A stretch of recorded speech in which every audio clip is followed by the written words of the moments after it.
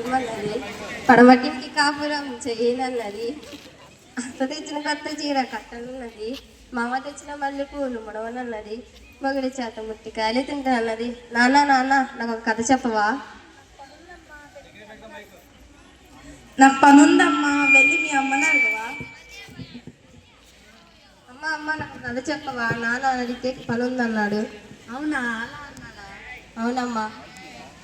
నాకు తెలుసు, మీ నాన్నకి సీఎంకి లేని పనులన్నీ ఉంటాయి. నాకు వంటగదిలో పనుందమ్మా, వెళ్ళి మీ నాన్నమ్మని అడగవా?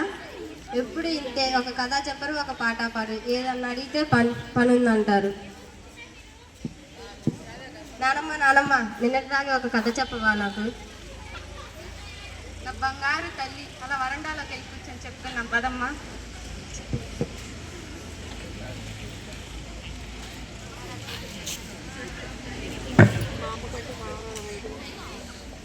పోయిన వాసన వస్తుంది. రాత్రి మిగిలిపోయిన ఉప్మా పాసిపోయిందండి, పడేయడానికి వెళ్తున్నా. అంతెందుకు చేసావే? మీరు తిని బలుస్తారని.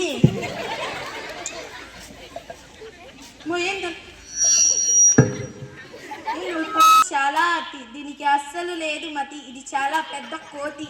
మీకు పగులుద్ది మూతి. అయినా ఇంత చేసి పడేసే పదులు ఆ ముసల్దానికి పెడితే పోలా. అత్తయ్యా, ఓ అత్తయ్యా, తీసుకోండి అత్తయ్య ఉప్మా. అమ్మ ప్రభా, ఇది పాచిపోయింది కదమ్మా, నేను తినలేను. పాసిపోయిందా? మీకోసమని వేడి వేడిగా చేసి జీడిపప్పులు తీసుకొస్తారా ఏంటి? పాసిపోయిందంట, పాసిపోయింది.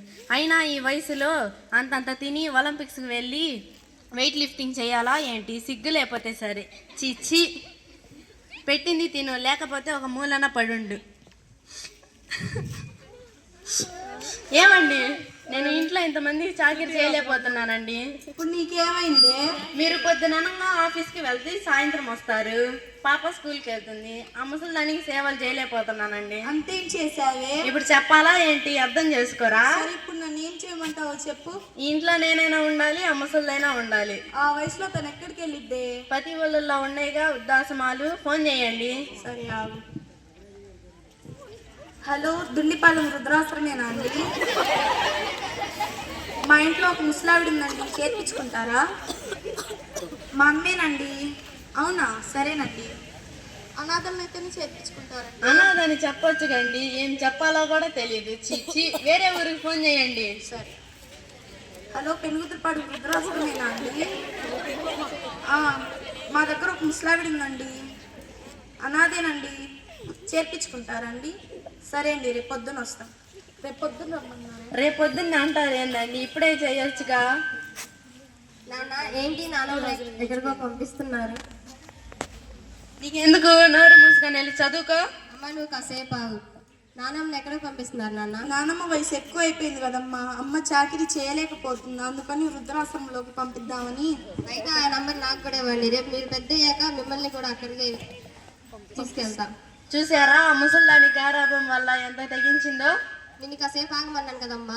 ఇందాక నాన్నమ్మకు పెట్టేవే ఉప్మా పాచిపోయిందని, అది నువ్వు తినొచ్చుగా, లేదా నాన్నకు పెట్టచ్చుగా, లేదా నాకు పెట్టచ్చుగా. ఎందుకు నాన్నమ్మ అంటే నీకు అంత కోపం? నాన్న నీకు తెలియదు, ఆ చిన్నప్పుడు నువ్వు నన్ను ఎంత బాగా చూసుకునేవాడువో, నానమ్మ కూడా నిన్ను అంతే బాగా చూసుకునేదిగా. నానమ్మని ఎందుకు పంపించేస్తున్నారు? తను వెళ్తే నాకు కథలు పాటలు ఎవరు చెప్తారు? మీరిద్దరిని అడిగితే మీకు ఏదో పనుందని అంటారు. క్షమించమ్మా, తప్పు మేము తెలుసుకున్నాం. అన్ని కాదు, నానమ్మని అడగండి. మమ్మల్ని క్షమించమ్మా. మమ్మల్ని క్షమించత్తయ్యా, మా తప్పు మేము తెలుసుకున్నాం. మా బంగారు ముసలి క్షమించింది లేండి.